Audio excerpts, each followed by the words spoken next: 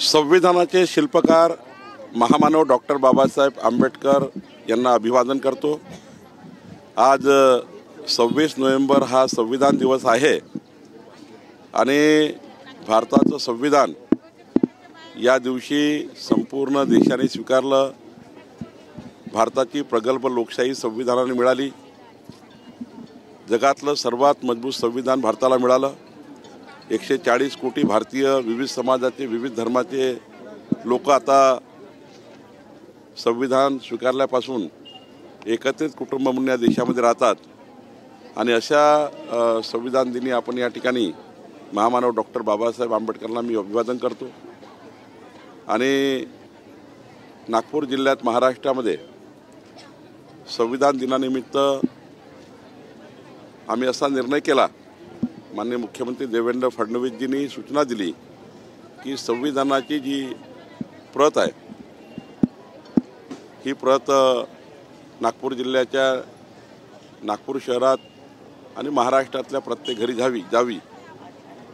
संविधानाची उद्देशिका ही आम्ही प्रत्येक घरी देण्याचा निर्णय करतो आहे।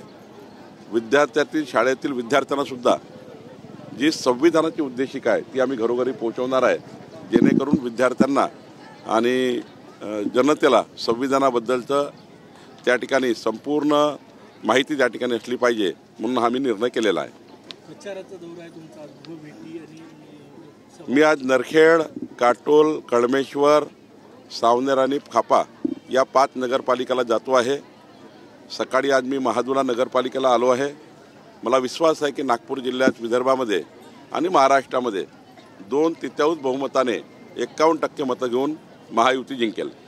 गिरीश महाजन आणि खडसे यांच्या वादात माझं सँडविच होत असल्याचं रक्षा खडसे यांनी वक्तव्य केलेलं आहे।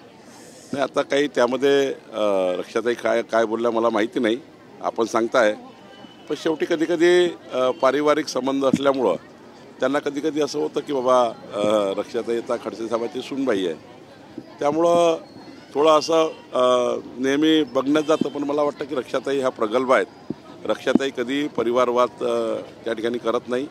गिरीश भाऊसुद्धा या ठिकाणी कधी त्यांना असं क्रिटिसाइज करत नाही। पण मला असं वाटतं की काहीतरी गैरसमजातून हे कोणतरी विधान केलं असेल। मुंबईमधले जे उभाटाचे नेते आहेत, सर्व नेते, मुख्य नेते प्रचार करत आहेत। महाविकास आघाडीचे नेते, काँग्रेसचे तुरळक नेते सोडले तर प्रचारात दिसून येत नाही, फरक दिसत आहे दोन्ही। 2029 मध्ये काँग्रेस पार्टी किंचित होणार आहे। देशातली सर्वात लहान पार्टी काँग्रेस असणार आहे। काँग्रेसमध्ये विसंवाद आहे, म्हणजे कोणी कोणाशी बोलायला तयार नाही, कोणी नेते एकामेकाचं तोंड पाहायला तयार नाही। आणि त्यामुळं जेव्हा तुमचा संवाद तुटला, जेव्हा विसंवाद तयार झाला, तेव्हा परिवार असो की घर असो की फॅमिली असो की पक्ष असो, तो तुटणारच आहे। कार्यकर्त्याला काय वाटतं, कुठल्याही कार्यकर्त्याला वाटतं की आपल्या नेत्याशी आपण जोडलं गेलं पाहिजे, आपल्या नेत्यांनी आपल्याशी रोज त्या ठिकाणी आपल्या जीवनामध्ये उभं राहिलं पाहिजे। आज काँग्रेस पार्टीच्या कार्यकर्त्याच्या मागे महाराष्ट्रातला कुठलाही काँग्रेसचा नेता उभा नाही। कार्यकर्ता वाऱ्यावर सुटलेला आहे, कार्यकर्त्याला कोणी विचारायला तयार नाही। आणि म्हणून काँग्रेसचे अनेक कार्यकर्ते भाजपामध्ये, शिवसेनेमध्ये, राष्ट्रवादीमध्ये पक्षप्रवेश करतायत आणि काँग्रेस पार्टी रोज सोडतायत। गुलाबराव पाटील, राज ठाकरे यांच्या प्रवेशाचा मुद्दा तिन्ही पक्षासाठी महत्त्वाचा आहे, कार्यकर्त्यांची निवडणूक त्यांच्यासाठी महत्त्वाची नाही। तेच सांगतोय, त्यांना वाटतं की नेत्याचा जमावळा तयार केल्याने निवडणुका जिंकता येतं असं त्यांना वाटतं। आम्हाला जनतेवर विश्वास आहे। जनतेच्या कामाकरता आम्ही जर आमचं आयुष्य दिलं, जनतेचे प्रश्न सोडवले तर जनता ही मतदाराच्या माध्यमातून आमच्यासोबत उभी राहते। या महाराष्ट्राच्या जनतेने 3,18,00,000 मतं देवेंद्र फडणवीस सरकारला दिले। कारण काय आहे की जनतेला माहिती आहे की मोदीचं सरकार, देवेंद्र फडणवीसचं सरकार आलं तर डबल इंजिन सरकारच महाराष्ट्राचा विकास करू शकतं। आणि महाजुल्याच्या जनतेला माहिती आहे की ते नगराध्यक्ष भाजपचा आला तरच केंद्र सरकार, राज्य सरकार आणि महाजुला नगरपालिका हा विकास करू शकतो। म्हणून जनतेचा विश्वास हा विकासावर आहे। गुलाबराव पाटील म्हटले की आमच्याकडे नगर विकास खातं आहे, 1 तारखेला बाहेर झोपालक्ष्मी येणार आहे। नाही, शेवटी निवडणुकीमध्ये बोलावं लागतं, पण कुठलाही निधी हा देवेंद्रजी, एकनाथजी, अजितदादा असे मिळून ठरवतात कोणाला किती निधी द्यायचा, कोणत्या नगरपालिकेला काय द्यायचं।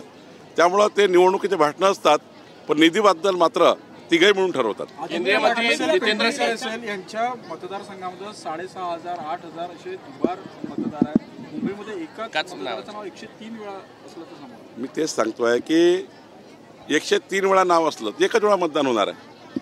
शेवटी निवडणूक आयोगाने एकदा तुम्हाला मतदान करताना त्या ठिकाणी शाई लावली की मग तुम्हाला मतदानाला जाता येत नाही. 10 नाव राव की 15 नाव राव, पण ही यादी स्क्रॅप केली पाहिजे. SIR आला पाहिजे.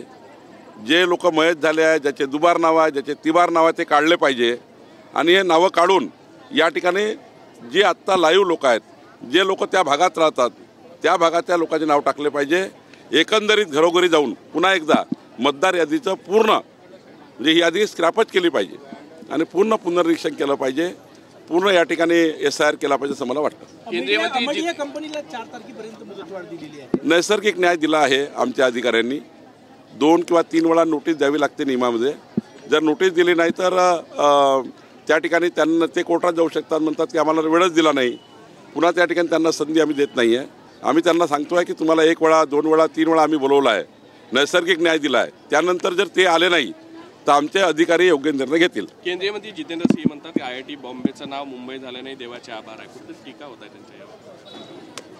ते काय बोलले मला माहिती नाही. त्यावर राज ठाकरेंनी ट्विट केलेलं आहे की मुंबई NCR सारखं गुजरातला जोडण्याचं या केंद्र सरकारचं प्लॅन असल्याचं. त्यांना हेच राहतं, जेव्हा त्यांच्या निवडणुका येतात ना मुंबई वगैरेच्या, तर गुजरात दिसतं, ते बुलेट ट्रेन दिसतं. त्यांना विकास दिसत नाही. काहीतरी कुठं जोडायचं, कुठं काय करायचं. मुंबई ही महाराष्ट्राची आहे, मुंबई ही महाराष्ट्राची राहील आणि मुंबईला कोणी तोडू शकत नाही. आणि त्यामुळं ह्या फालतू गोष्टी जे करतात रोज नरेटिव्ह तयार करण्याच्या, यामध्ये आमचा काही इंटरेस्ट नाही आहे. आमचा इंटरेस्ट हा जनतेच्या विकासाकरता आहे. आम्ही जनतेचा विकास घडवू आणि महाराष्ट्रामध्ये विकसित महाराष्ट्राचा संकल्प राबवू. भाजपच्या सगळ्या प्रचार सभांमध्ये आता इथे महिला अग्रेसर आहे, लाडक्या बहिणी अग्रेसर आहे, हिरीहिरीर भाग घेत आहे, प्रचारातही उतरलेले आहे. लाडक्या बहिणी 2.5 कोटी लाडक्या बहिणीसाठी महाराष्ट्र सरकारने, जसं छत्तीसगड सरकारने, मध्य प्रदेश सरकारने मजबूतीने 25 वर्षे योजना सुरू ठेवली आहे. आमचं सरकार लाडक्या बहिणीची योजना जोपर्यंत आमचं सरकार चालू ठेवणार आहे आणि या योजनेला अजून मजबूत होणार आहे. या योजनेला अधिक मजबूत करण्याचं काम आम्ही करणार आहे. आणि त्यामुळे मला असं वाटतं की लाडक्या बहिणी आमच्यासोबत आहे. शेतकरी ज्यांना आम्ही वीज बिल माफ करतो आहे ते आमच्यासोबत आहे. महाराष्ट्राचा सर्व समाज, सर्व धर्माचे लोक विकसित महाराष्ट्राकरता देवेंद्र फडणवीसजींच्या सोबत आहे. विकसित भारताकरता मोदी सोबत आहे. तुम्हाला निवडणुकीत दिसेल की 51% मतं भाजपा महायुतीने घेतले. खरं तर म्हणून काँग्रेसच्या माजी नगरसेवकांना भाजपच्या एका कार्यकर्त्याला मारहाण केल्याची घटना नागपूरमध्ये घडली होती. आता श्रीरामपूरमध्ये काँग्रेसच्या जिल्हाध्यक्षाचं अपहरण केल्याची घटना. नाही, हे काही योग्य नाही आहे. असं वर्तनही योग्य नाही आहे. हे महाराष्ट्राला शोभण्यालायक नाही आहे. महाराष्ट्राची संस्कृती नाही आहे. निवडणुकीमध्ये भांडणं करणे हे काही योग्य नाही आहे. आणि त्यामुळं निवडणुकीमध्ये कुठलंही भांडणं पोलिसांनी हे उद्ध्वस्त केलं पाहिजे. या पद्धतीचं झालेलं पोलिसांनी आपला पूर्ण अधिकार वापरले पाहिजे. भाजप असो की काँग्रेस असो, कुठेही त्या ठिकाणी पक्ष म्हणून कोणाला सोडू नका असं माझं पोलिसांनाही निवेदन राहील. नाही, भाजपमध्ये अनेक इनकमिंग सुरू आहे. किंबहुना महायुतीमध्ये गेल्या काही राज्य म्हणजे विधानसभा निवडणुकीनंतर 43 इनकमिंग म्हणजे उमेदवार आलेले आहे म्हणजे महायुतीमध्ये. खास करून विधानसभेमध्ये दुसऱ्या क्रमांकाचे टार्गेटवर आहे. नाही, आमच्याकडे जे आत्ता लोकांचा पक्षप्रवेश होणार आहे किंवा आमच्याकडे आहे ते अत्यंत महत्त्वाचे पक्षप्रवेश आहे. त्या लोकांनी आपापल्या भागात चांगलं काम केलं आहे आणि त्या लोकांना, जे लोक आमच्याकडे येणार आहेत त्यांना देवेंद्र फडणवीसजीच्या सोबत जोडायचं आहे, भाजपासोबत जोडायचं आहे, विकसित भारताकरता जोडायचं आहे. त्यामुळं त्यांनी आमच्याकडे येण्याचा या ठिकाणी मत व्यक्त केलं आहे.